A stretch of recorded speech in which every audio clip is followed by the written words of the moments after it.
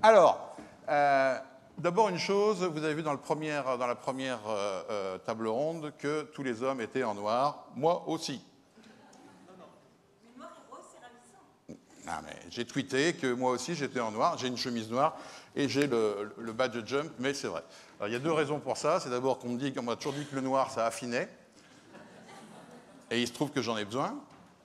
Et l'autre, c'est que ça évite les fautes de goût, et que là, par contre, c'est très utile pour moi. J'aurai pas de problème de tutoiement-vouvoiement, puisque, en fait, les panélistes qui sont là, j'ai le bonheur de les connaître toutes et tous. Il y en a une que je ne connaissais pas, et je viens de négocier pour qu'on se tutoie aussi. Donc, il y aura un tutoiement pour tout le monde. Cette table ronde, elle a pour écho le titre général de notre forum 2018, qui est « Et si on partageait le pouvoir ?» Alors, on vient d'entendre la question du partage de pouvoir vue sous l'angle du genre, femme, homme, qu'est-ce que ça veut dire? Et là, on va le traiter sous l'angle des générations, et en particulier de la génération Y ou des millénials. Si je vous dis, et si on partageait le pouvoir entre générations, les baby-boomers, dont je fais partie, diront « Hein? Alors pas ?» Les générations X, la génération du milieu, la grande oubliée, elle dira « Oh oh !» Et puis la génération Y dira « Yes ! Enfin !» Donc c'est ce qu'on va essayer d'aborder aujourd'hui. Et je vous demande tout de suite d'accueillir nos panélistes sur scène. Bienvenue, et je vais vous les présenter dès qu'ils seront avec moi.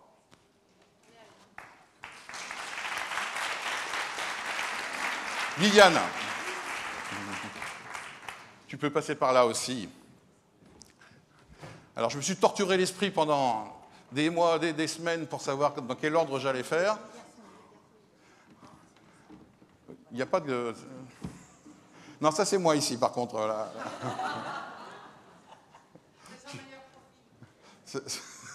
Je n'ai pas de meilleur profil. Non, c'est gentil quand même, Arantxa, je vous remercie. Je vous ferai remarquer aussi que notre homme est en bleu, ce qui est un signe, et en jean aussi, comme quoi, dès qu'on change de génération, on change aussi éventuellement de code vestimentaire. Nos 5 panélistes sont par ordre alphabétique, pour éviter toute question. La première, ici, c'est la locale de l'étape, j'allais dire. C'est Caroline Bénard, qui est du groupe Accor, qui est VP EcoBrands Experience Global Marketing. Caroline a été pendant des années dans le monde opérationnel chez Accor, c'est-à-dire qu'elle a dirigé des hôtels en Grande-Bretagne et en France. Un rôle qui est, quand on s'en est parlé, qui est souvent vu comme masculin. On a entendu Franck Gervais dire tout à l'heure qu'il y avait quand même aujourd'hui, je ne sais plus si c'est 32 ou 34% de femmes qui dirigent des hôtels en Europe. Depuis 2017, Caroline a intégré les équipes marketing siège. Elle a pris la direction marketing et communication des marques Ibis, Ibis Style et Ibis Budget, hein, au niveau global, c'est ça? Voilà. La diversité, c'est aussi de pouvoir parler avec son accent. Et puis Caroline va partager une expérience que j'ai hâte d'entendre, qui est celle d'avoir été de la première équipe du Shadow Comex d'Accor, qui a été lancée par Sébastien Bazin. Je pense que toutes et tous, on en a entendu parler dans la presse. Ça m'intéresse vraiment d'en pouvoir entendre ce que Caroline a vécu, ce qu'elle en retire aujourd'hui. Ensuite, nous avons une autre génération Y qui est Viviane de Beaufort, qui est professeure en droit à l'ESSEC Business School. Mais tu es baby boomer, mais Gen Y, on dit, je crois qu'on disait, on m'avait dit... On m'avait dit des papis grecs et des mamies grecques aussi. Ça peut s'entendre. Viviane, qui est professeure et chercheur ou chercheuse en droit européen et affaires publiques à l'ESSEC. Et puis, elle est évidemment très engagée sur la question des femmes en général. Alors, évidemment, elle est connue pour son activité pour former des femmes pour accéder au board des entreprises, avec le programme Women ESSEC Executive. Et puis, elle est aussi la fondatrice du club Génération Start-upeuse. Tu es une picousée des start-up, et en particulier des femmes start-upeuses. Donc, tu ouvriras cette session par une présentation. Ensuite, on a donc Thibaut de Saint-Blancard. Thibaut, qui est rouennais, déplacé à Paris maintenant, qui, après avoir vécu des expériences professionnelles dans 2 grands groupes qu'on peut les citer, Sodexo et Leroy Merlin, a créé une entreprise avec 2 co-associés il y a 2 ans, une entreprise qui s'appelle Allenvie, dont tu nous diras un mot tout à l'heure, qui est spécialisée dans l'accompagnement des personnes âgées. Et c'est un monde très, très, enfin, en fort développement et qui a besoin d'une approche très particulière. Et Allenvie a un positionnement unique, en tout cas à mon avis, sur ce sujet-là. Ensuite, nous avons Sarah Manta, qui est une spécialiste franco, j'allais dire même bourguigno-mauricienne, des questions de genre en France, puisque Sarah est déléguée départementale aux droits des femmes dans le département de l'Eure. La délégation départementale est une émanation du secrétariat d'État aux droits à l'égalité entre aux droits des femmes et à l'égalité entre les femmes et les hommes.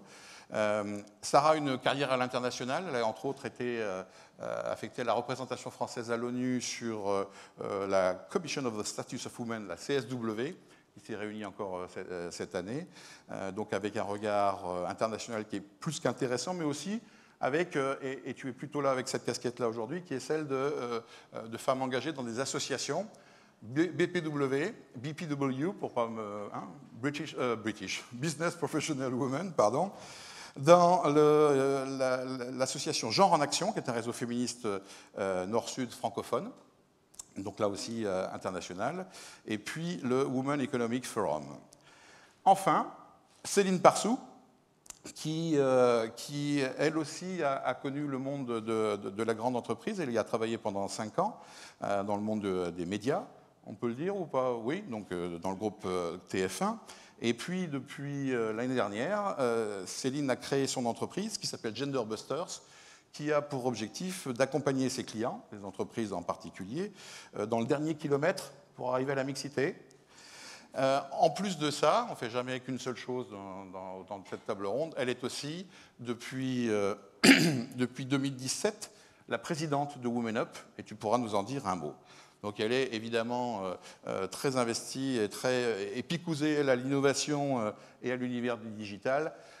Je pense que cette table ronde sera variée, active, et pour l'ouvrir, je vais me tourner tout de suite vers Viviane pour nous apporter un regard structuré sur pouvoir, génération Y, millennials, ça veut dire quoi? D'abord, bonjour, ça je sais faire. Peut-être même qu'il n'y aura pas de technique parce que je ne vois pas mes slides, mais bon. Yari, tu peux les bouger? Voilà. Donc, moi je suis vraiment ravie d'être là. Alors oui, je sais, ça se dit, c'est poli, mais je suis vraiment, vraiment ravie d'être là. Quand Christine, en réfléchissant à l'événement Jump de Paris, puisque j'avais participé à celui de Bruxelles sous la neige au mois de mars, m'a proposé ce thème un peu différent de ceux sur lesquels j'interviens d'habitude, puisque je travaille effectivement davantage sur le rapport des femmes, mais de mon âge, au pouvoir et leur difficulté, non-difficulté à s'intégrer dans ces espaces de pouvoir qui demeurent masculins, que sont notamment les conseils d'administration, les COMEX, les CODIR, bref. Elle a identifié que j'avais une passion, un engagement qui était la génération Y, qui est la génération de ma fille, qui est la génération de mes filles et de mes garçons aussi. Voilà, parce que je ne suis pas sectaire, même si j'en ai qu'une, qui est cette génération particulière qui, ayant eu la chance de faire des études, ayant la possibilité de faire ce qu'on appelle une carrière dans les grands groupes, va au bout de 6 mois, 1 an, 2 ans, 3 ans, 5 ans maximum, se dire pas de sens pour moi, je tente autre chose. J'en ai une à la maison, bien qu'elle ne soit pas à la maison, évidemment, vu qu'elle a 30 ans, qui a fait ça. Et du coup, je me suis intéressée en tant que tête chercheuse, professeur-chercheur. J'ai essayé de comprendre pourquoi ces jeunes hommes et ces jeunes femmes, et on va parler plus particulièrement des jeunes femmes, mais sachez qu'il y a toujours il derrière, parce que c'est un phénomène de génération. Simplement, c'est plus marquant chez les filles parce qu'il y a une rupture de comportement plus importante chez les filles, parce qu'on se comportait en bon élève, nous. Donc, évidemment, la rupture est plus importante. Je me suis intéressée à ces jeunes femmes. J'ai écrit un bouquin qui est sorti il y a un peu plus d'1 an, qui s'appelle « La génération start-upeuse ou la nouvelle ère », où j'essaye de démontrer mon hypothèse que je ressentais en leur parlant, en parlant à Céline, en parlant à Marine, ma fille, en parlant à 20 autres jeunes filles, qui était qu'elles avaient un rapport au pouvoir, entre autres.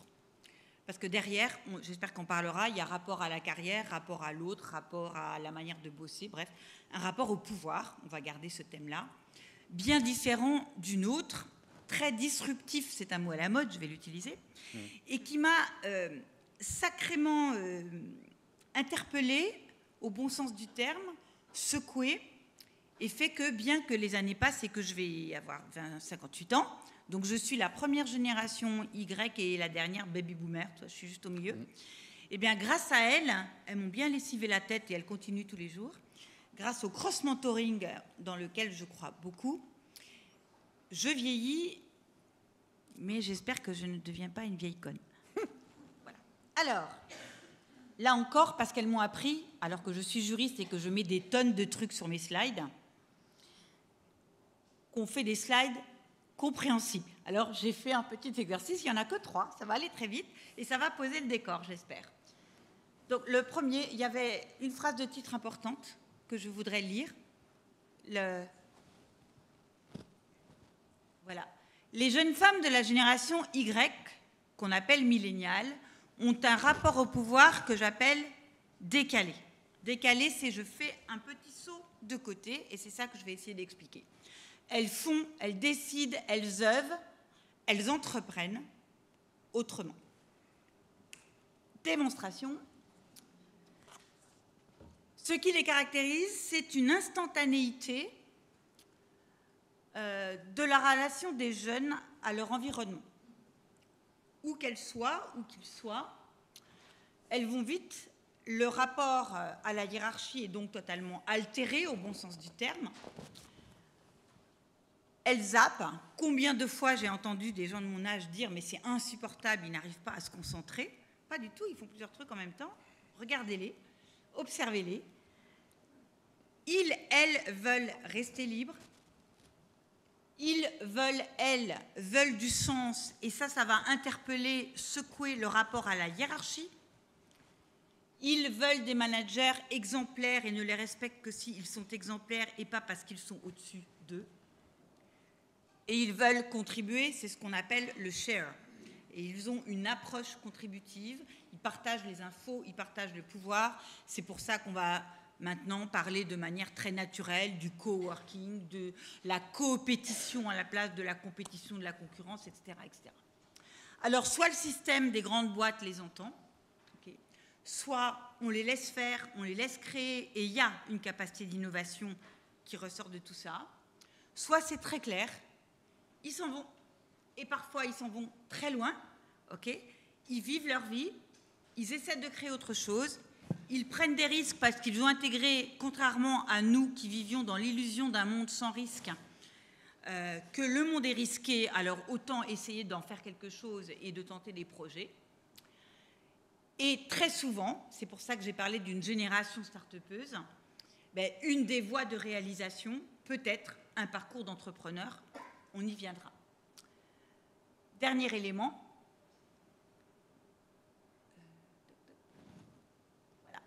Le sens du collectif, je vous propose et vous réagissez. Projet en commun, équipe mixte, diversifiée, coworking, travail en réseau sur les RSS. Prise de risque, le dare, oser, même si chez les filles c'est encore compliqué. La rupture du modèle de la norme de l'instruction quand elle leur paraît inadéquate ou juste. Moi je peux vous dire que je m'amuse bien en cours. Hein. À l'ESSEC, le mythe du professeur sachant, c'est terminé. Hein. Et où vous vous adaptez, et c'est très riche et très intéressant, et on fait du coworking, ou de toute façon, ça ne les intéresse pas, ils sont sur leurs ordinateurs, ils zappent sur les trucs, et puis en plus, vous tapez des évaluations, je ne vous dis pas. Parce qu'elle est sec, on évalue les cours. Donc moi, j'ai pris le virage, et je les fais travailler sur des projets communs, et ils délivrent des choses extrêmement intéressantes. Le respect au mérite, c'est un mot qui va peut-être vous choquer, mais moi, j'estime qu'on doit être humble. Et que si on leur montre qu'on est humble et qu'on les respecte, ils vous envoient le respect en retour. Bref, ces jeunes filles et quelques jeunes garçons autour me bluffent. Je les aime, je m'inspire d'elles, je leur donne tout ce que je peux et c'est pour ça que j'ai créé le club Génération Start-upeuse. On en parlera. y compris d'autres problématiques que je n'introduis pas. Tu dois avoir dans ta tête suite à notre discussion, hein, l'idée de me faire parler de ça.